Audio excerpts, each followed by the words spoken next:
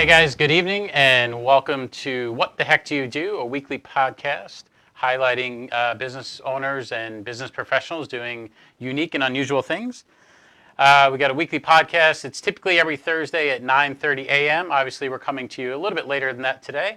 A little bit of a scheduling conflict, and I appreciate Jake for being so flexible and being able to come in on short notice. So we're super excited to be here.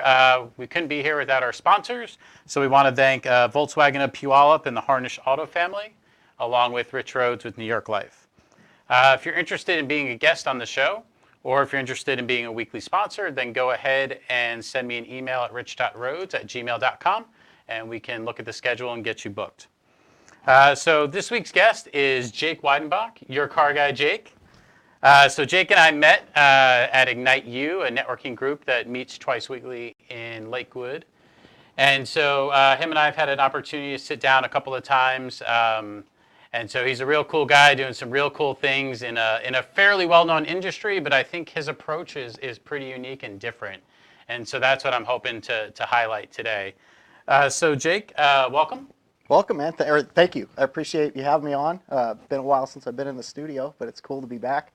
Yeah, so talk, I know you used to do a podcast, so talk real quick about what your podcast was. So mine was it was auto industry based. It was called The Car Lot, and it was kind of just a breakdown of where the auto industry used to be, where it is currently, and where things were going.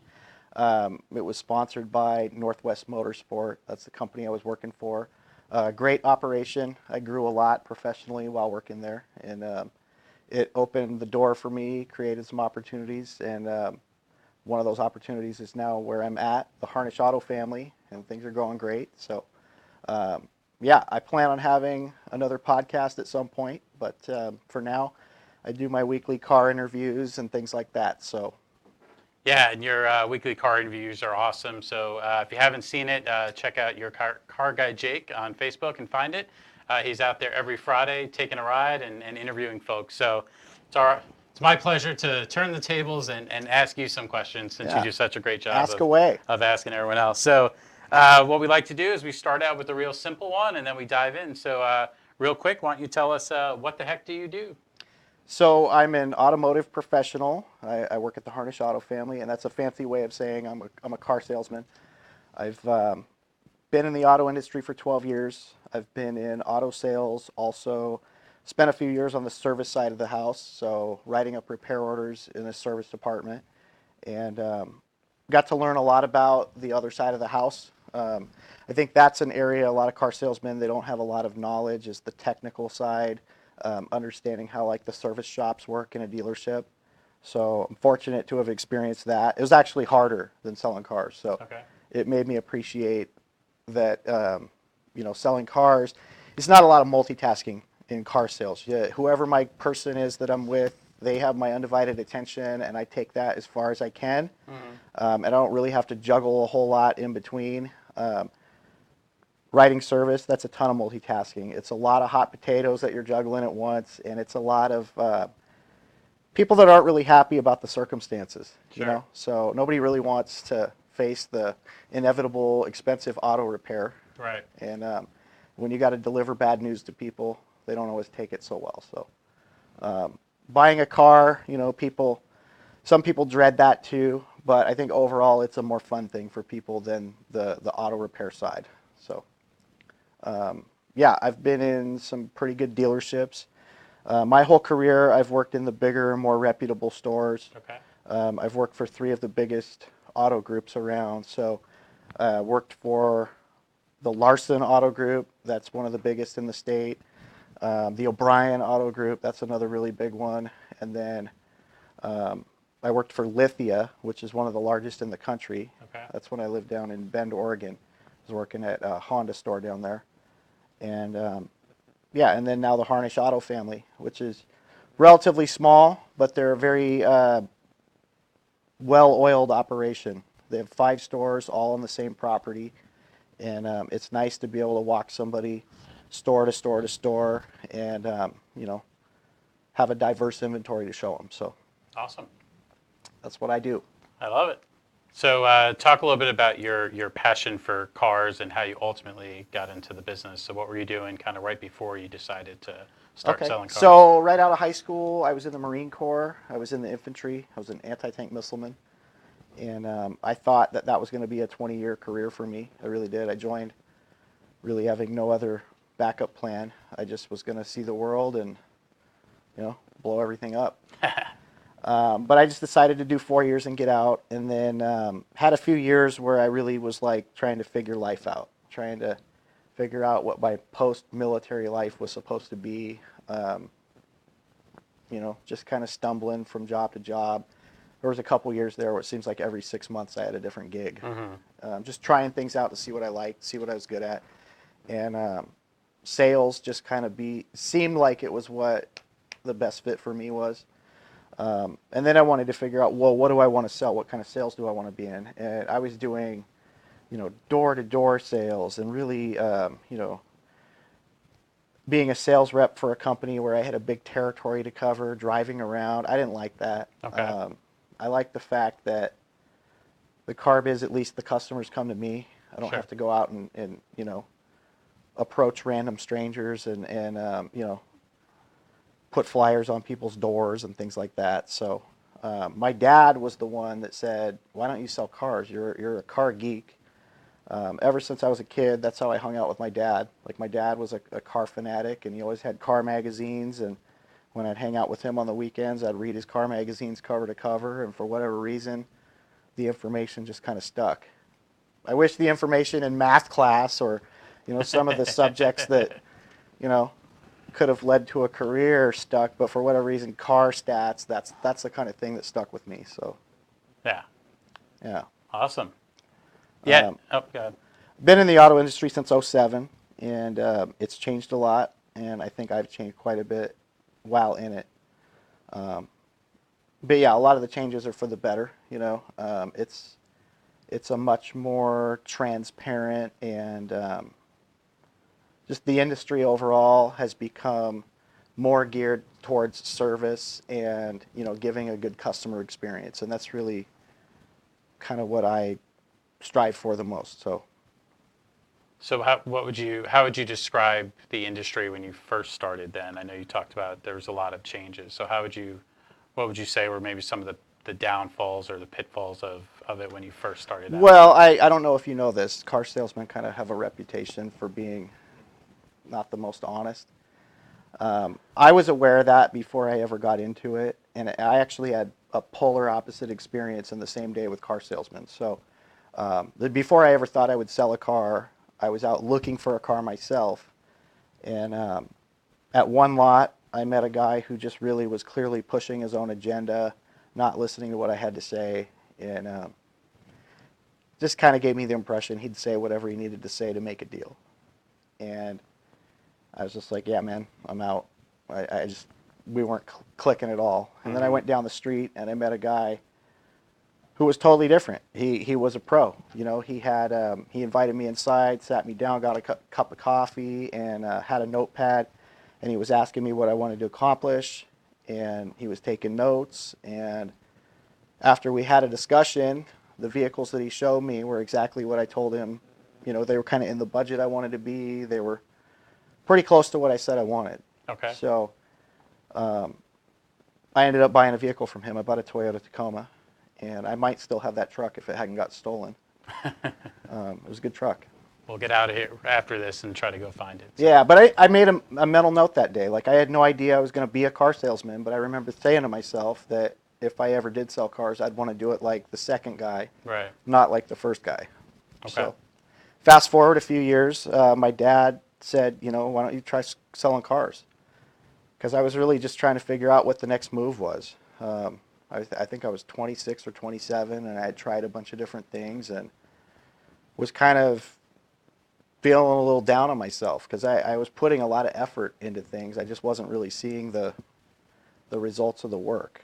So he convinced me to try out car sales, and I hired on at a dealership in Fife. It was called i5 Motors. It was all pre-owned luxury cars, and what got me hired is I just knew more about the cars than anyone that was working there. Right. I literally, in my interview, I started walking up to cars and telling them all the specs on them. Uh, I walked up to a BMW M3 and I'm like, that's a E46 M3. It's got the SMG transmission. It's got a 3.2 liter inline six with 333 horsepower. It's one of only 3 cars currently that makes over 100 horsepower per liter naturally aspirated. And he was like, okay. you're hired. Yeah. So, yeah, I sold cars just on enthusiasm and trying to be, the guy that I'd want to buy a car from. I really had no polished sales skills. I wasn't a closer. I really didn't understand the fundamentals of sales at that point. Mm-hmm. I was really just winging it. Gotcha. But yeah, 12 years later, still doing it. Still doing it the same way? No, I'm a lot more refined now. What I used to do is I just wanted everyone to know how much I knew about the cars. So I would probably give way more product knowledge than anyone really wanted. So now what I do is I kind of do like that guy that sold me the truck. I do a little interview, a consult at first. I kind of ask you some questions about what's important to you, what features matter, what kind of budget are you working with, how are you going to use it in your lifestyle, what did you like about your last car, what didn't you like about it, and then based on all that information, then I'm going to go show you the cars that I think check all those boxes and fit your budget. And then I'm going to highlight the features that you said were important to you. Gotcha. So it's not, I save the geeky stats and all that kind of stuff for the guy who wants that, or gal. Yeah, but that's about 10% of the people that really want to know, not even 10%, that want to know everything about the vehicle. So Yeah. yeah, I've definitely refined it since the early days. Gotcha. Very cool. So talk a little bit too. So I think that's awesome and that's great, and that certainly sounds like a much better experience than I think a lot of us have had. I know I've sat in car dealerships where it almost feels like they're making me sit there just as some sort of ploy to ultimately sell Yeah. me the car. So I appreciate you putting the customer first and ultimately just getting at what they want, right? I think that's both obvious and at times I think forgotten across many different industries. Yeah, and the reality is there's a lot of great people in the auto industry. I know there's a reputation, and there's definitely people out there that keep that reputation alive. Mm-hmm. I would say that some of the best people I've ever met are in the auto industry, and some of the worst people that I've ever met are in the auto industry. So it attracts all different types of people. Some people that are just looking to make a quick buck. But you've got a lot of really, honest, hardworking people that put in a lot of hours in the auto industry too. So Yeah. I want to give them some credit. Absolutely. Credit received. So just to pivot a little bit, I know you've had a really good story in terms of just your experience with networking. Specifically, we're both in the Ignite U group, but talk to us a little bit about your networking journey, because I think that was kind of a fascinating story when you and I talked about it too. So. Sure. Yeah. So I'll rewind about 7 years. So I was feeling a little burnt out. The car business can do that to you. You work a lot of hours, and I was just kind of feeling out of balance. And at that time, I sought out a counselor, and I was really kind of digging into what makes me tick and what motivates me, what I want out of life, and all that kind of stuff. And it was the fact that I had kind of started looking inward and opened myself up a little bit to possibilities outside of the auto industry, or at least like making some improvements to myself to make the auto industry work better for me. It was at that time I took a trip down to Bend, Oregon, just a little snowboarding trip, and I loved the vibe there. I was surrounded by people that valued life balance over wealth. Okay. You had people that were really happy even though they didn't make a ton of money, because the simple things were what they enjoyed. And I just was like, I want this. So I came back and I put a little plan together. It may be a few weeks. I had the wheels turning to move down there. Okay. Off of one weekend. I didn't know anybody there. I had no work lined up. I just was like, I'm moving down there. So I just I figured, the car business is like bartending. You could go do it anywhere in America. Mm-hmm. So I just winged it. I found a Craigslist roommate and got myself hired at a Honda dealership. And for 4 years, I was kind of just all about life balance. I was selling enough cars to get by and have a season pass to Mount Bachelor and go out and ride my motorcycle, go snowboarding, go hiking, kayaking, all that. And it was awesome, but my career was not moving forward at all. Mm-hmm. I came to the realization that I'm not going to be able to buy a house living this way. Living check to check when you're in your late 30s is not awesome. So I was like, all right, if I'm going to make the car business my career, I need to really move it forward. So I need to get back to a busier area, back to a metropolitan area, and really get back to the grindstone. Mm-hmm. So I had a buddy that worked at Northwest Motorsport. He spoke really highly of it, and I came up and took a tour, and I was really enamored by how much inventory they had. Mm-hmm. They had, if you're a car geek like me, it was like Disneyland. They had every kind of car, every brand, all the niche cars, exotic stuff. Just really cool. So I moved back, and I kind of got what I asked for, but I didn't really know what I asked for yet. So it was like the first week there, I had a panic attack because it was without a doubt the most competitive sales environment I'd ever seen. Okay. It was gangster. You had guys that were calling cars that haven't even pulled into the driveway yet. Like they're out there calling cars that are still driving. And then you got other guys that are sitting at their desk with their finger on the phone button. The second it rings, they've got the call. Mm-hmm. And I've just never been that aggressive. I've never ever I've never been that competitive with it. So I was like, oh my God, I'm going to starve here. Mm-hmm. And I just, I wasn't going to cry about it, but I wanted to. And I was like, I really just was desperate. I'm like, what do I do? I got to figure something out. I got to make this work. So I Googled business networking, and this thing called Ignite You popped up. And I'm like, all right, well, I'll give it a try. Walked into this room at a casino, and the first thing I wanted to do was walk out. It was full of people that just really can't wait to talk. They really like to talk, and that's not really my deal. The car business makes me be something that I'm not naturally. I'm not an extrovert. When I'm on my free time, I go out on my motorcycle and take pictures. I take my dog places. I don't walk up to strangers and introduce myself to them. I really don't even like going to the stadium anymore to watch a Seahawks game. I'd rather watch it at a sports bar or hang out with 3 buddies. Right.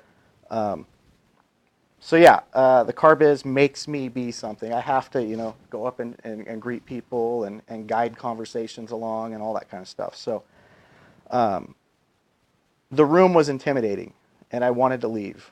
But I said, stay. You need to make something work here. So I went to the bar. I got a coffee with some Baileys and Kahlua in it. And I just stood in the room, and I'm sipping this coffee, and I'm looking around. I'm like, wow, there's probably 80, 90 people here.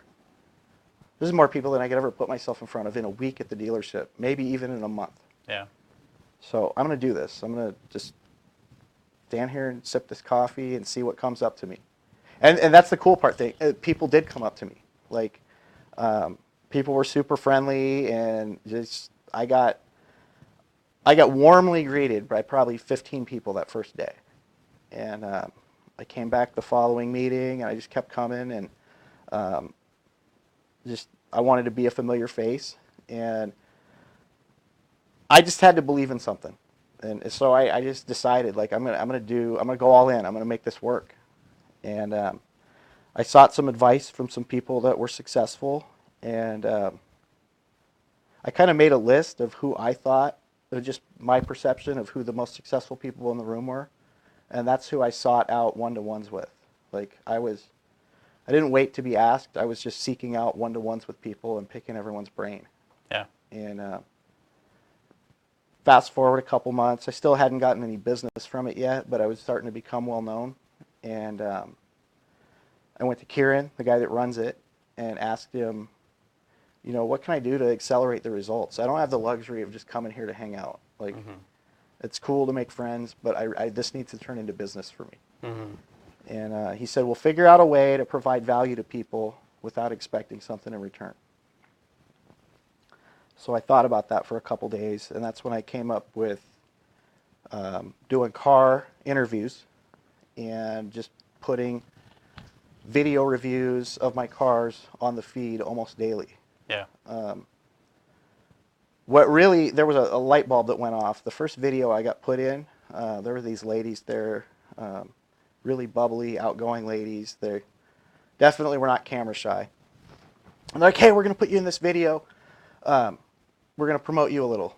And it was like maybe 60 seconds. I hardly said anything. But they were just like, yeah, we're out here meeting cool people like this guy. He sells cars. He'll bring a car to you, whatever, you know. Really just fun and upbeat. And they tagged me in this video. And that whole day, notification after notification was popping off. And in 24 hours, the thing got like 349 views. Uh-huh. And I'm like, wow, man, that's more people than I could put myself in maybe a couple months at the dealership. That's when I was like, all right, I'm going to put video on the feed, and I'm going to do this networking thing. I'm going to go all in. Yeah. And that's really that was what flipped the script. Interviewing people in the cars and letting other people talk about what they do, kind of like what you're doing right now. Yeah. And then just putting my skill set on display on video. Those were the two things that like really flipped the script for me. Yeah, no, that's awesome, and I appreciate the inspiration. I saw the videos and wanted to come on personally, which I had that opportunity to do. But then, yeah, just your brand has become to me so consistent. It's your car guy Jake, so sort of that the title you've given yourself, right? It stands out. The car review videos, the weekly interview videos. Even how you dress is consistent, right? It's the black slacks with the tucked in shirt, right? But to me that's so important because I don't know if you gamble at all, but I've played some roulette, and so roulette is a game where you pick some numbers and the wheel spins, and right, so the wheel's random because the ball's going to spin, it's going to drop somewhere. Right. If you're on top of that randomness, then you're picking different numbers every time. You're making it exponentially more random. Yeah, you're stacking random with random. And Yeah. so, you know, what I would always say is like, no, stick to your numbers. The wheel's random enough, so just be there. So when the ball falls randomly, you're where you're supposed to be on your lucky numbers. If it's your birthday, your mom's birthday, your spouse's birthday, whatever it is. And so I feel like that's what you've done a really good job. We know where to find you on Fridays. Yeah. Right after Ignite. We know where to find you on Tuesdays and Fridays at Ignite You. Yeah. We know where to find you on Fridays in the car right after that. We know how to find you because you have, again, your dress is consistent. What you say at Ignite You is very consistent. Your brand is consistent. And I think that's just a really good lesson for people that are trying to kind of make it on their own, if you will, and they don't work for a big organization. It's be consistent, be there, do that value add stuff. So I think you've done just an incredible job of that. So well, thank you. So there's a couple people that I draw inspiration from. One of them is Gary Vaynerchuk. And one of the things I've latched onto that he says is figure out what you're good at and go chips all in.